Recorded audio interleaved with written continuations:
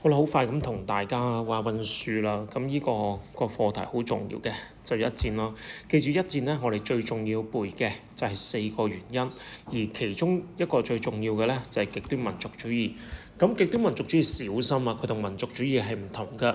民族主義呢，佢係冇侵略性嘅，但係極端民族主義呢，係有侵略性嘅。佢哋會用盡一切方法呢去擴大自己國家嘅利益啦，包括咗用殖民地啦，即係去搶啲殖民地翻嚟啦。或者咧，令到自己國家變成一個軍事強國，最後令到一個民族榮耀感喺度。OK，呢個叫極端民族主義。咁極端民族主義咧，去到20世紀初，其實咧，我哋主要會見到咧係有5個嘅。最出名嗰個嘅就係德國嘅泛日耳曼主義啦。咁佢好希望咧擴大日耳曼嘅民族勢力啦。咁實質嘅例子係啲乜嘢咧？佢就會支持咧奧匈喺巴爾幹半島擴張嘅。而佢嘅死對頭咧就係俄國嘅泛斯拉夫主義啦。咁其實斯拉夫族好大好多國家嘅。佢扮演住一個咧兄長嘅角色，咁實質嘅行動就係支持塞爾維亞擴張啦，都係喺巴爾幹半島嗰度㗎。所以呢兩個民族主義咧，其實喺巴爾幹半島入邊咧就會產生衝突啦。咁呢個就到法國啦，就係德國嘅死對頭啦，復仇主義啦。咁因為普法戰爭輸咗之後咧，都成日希望咧揾機會咧去糟質德國嘅。而英國呢個霸權主義係有少少特別嘅，咁佢一直咧就係以自己係殖民地啦，或者佢海軍好強為榮啦。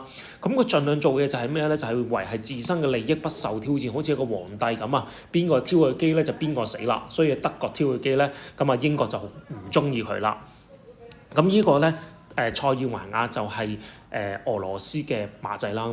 咁塞爾維亞咧，佢就係佢唔係斯拉夫主義嘅，唔係泛斯拉夫主義，其實佢叫大塞爾維亞主義。佢希望將自己嘅領土擴大嘅，喺邊度擴大啊？就係巴爾幹半島㗎。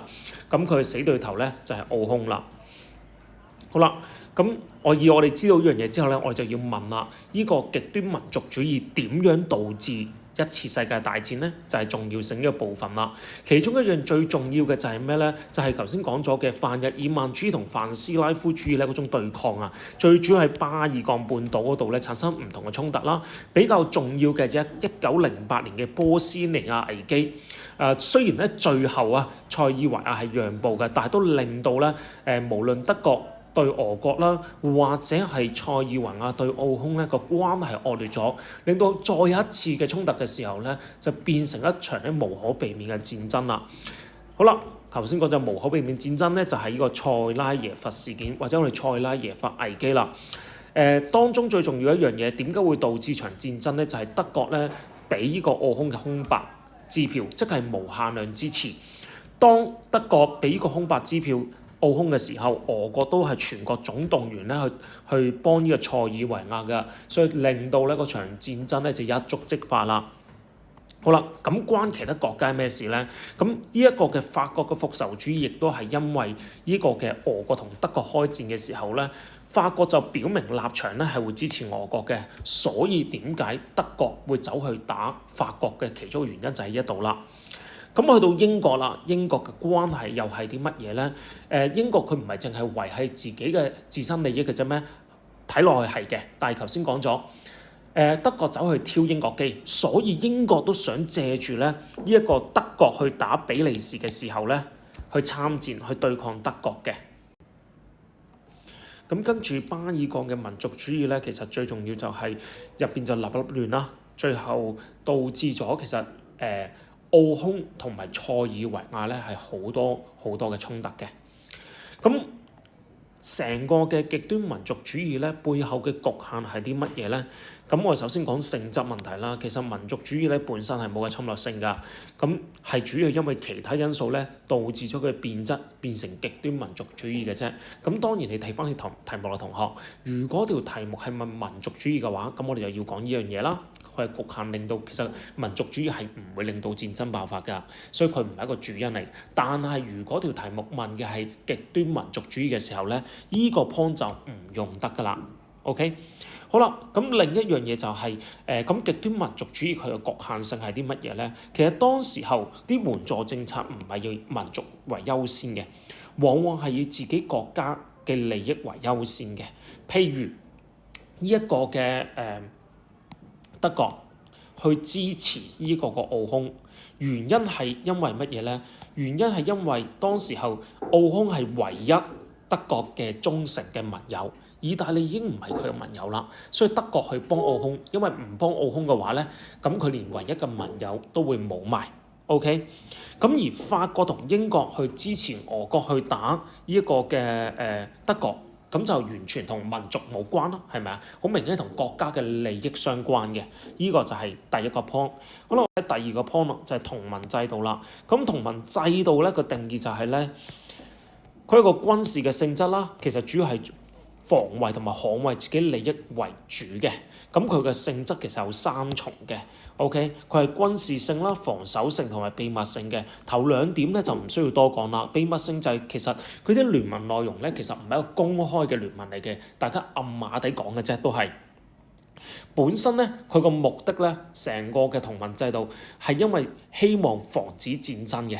咁當時因為普法戰爭完結咗之後，德國嘅首相卑斯麥好驚法國去報復，於是咧就成立咗咧呢一個同盟制度啦。好啦，咁我哋望一望個陣營啦，就有3個同盟、3個協約啦，主要兩個其實英日同盟呢度咧，我哋就唔需要處理嘅。OK， 咁啊記住佢個嗰個成員係點樣啦？其實大家都係一個防衛性質同埋抗衡對方嘅啫。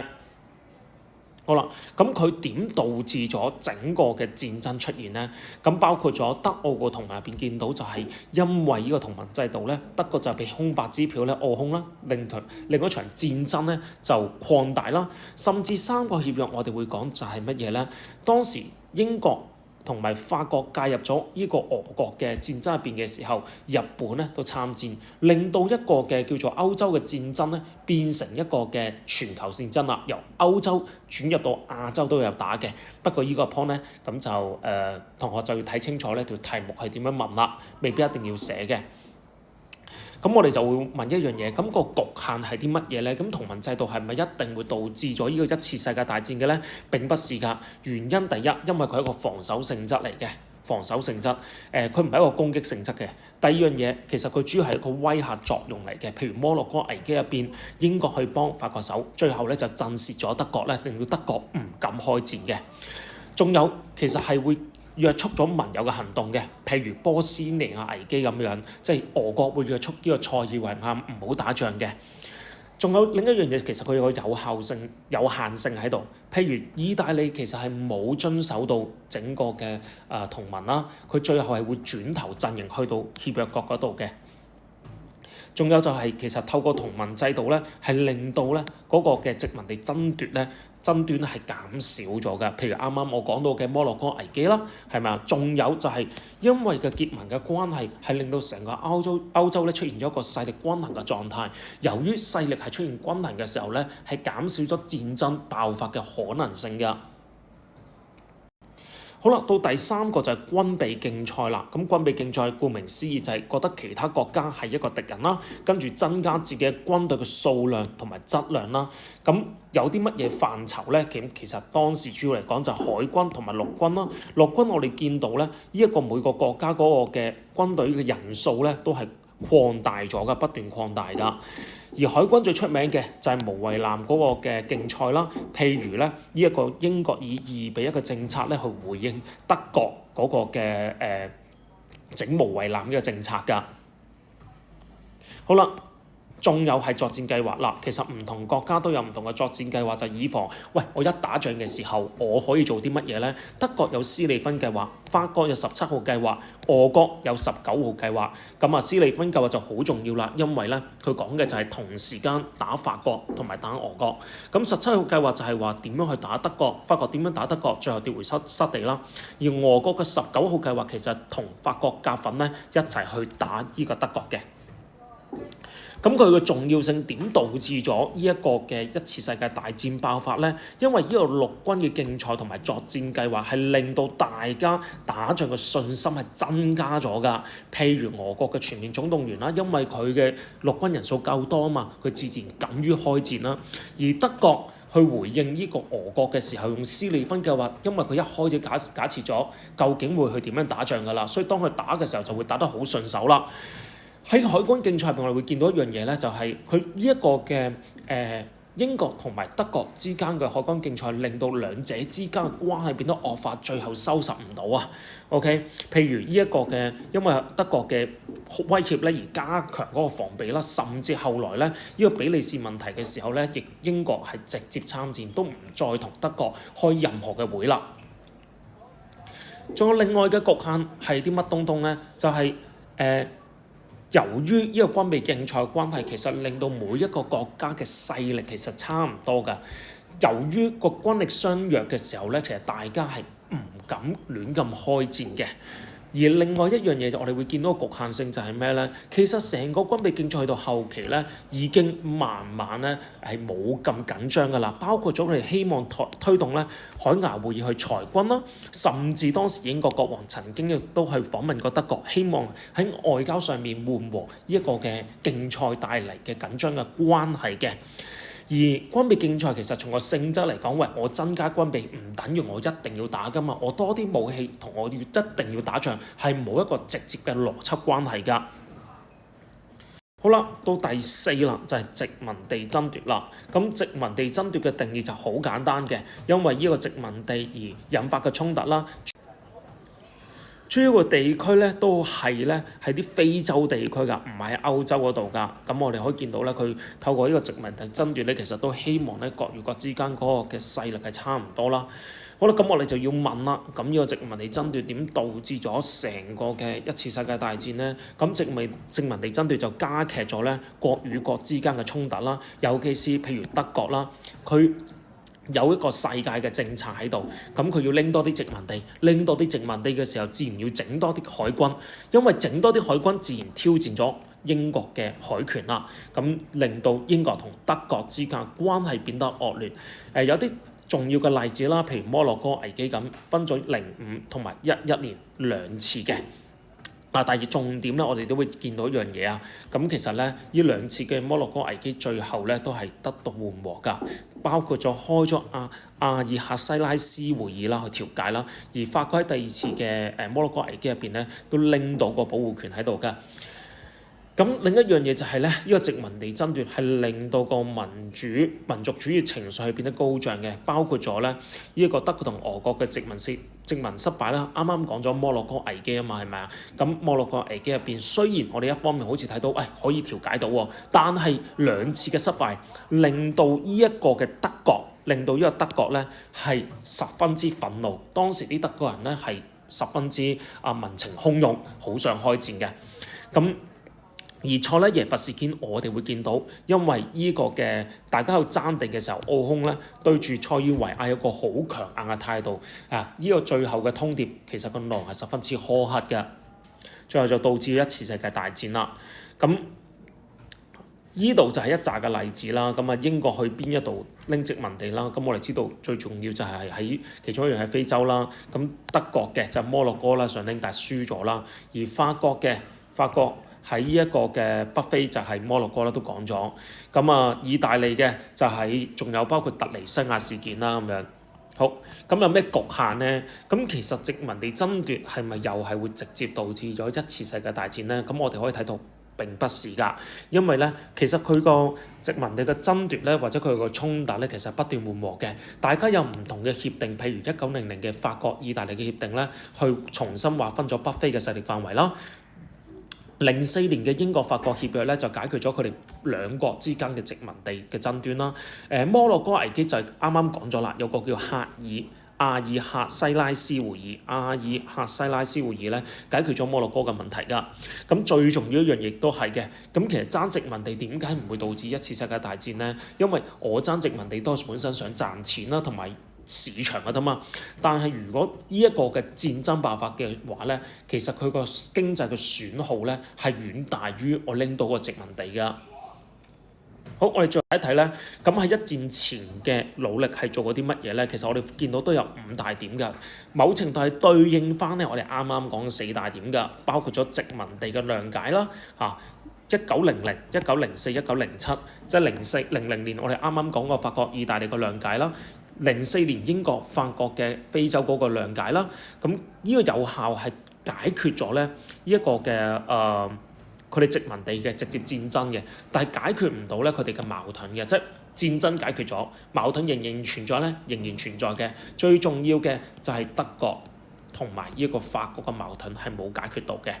咁啊，仲有裁軍會議啦。頭先我哋講軍備競賽，軍備競賽其實去到後期有唔同嘅裁軍會議。咁我哋最重要咧就唔好講1899年啦，因為我哋嘅考試範圍咧係由第二次嘅海牙會議開始㗎，就由二次嘅海牙會議。但係可惜咧佢就唔成功嘅。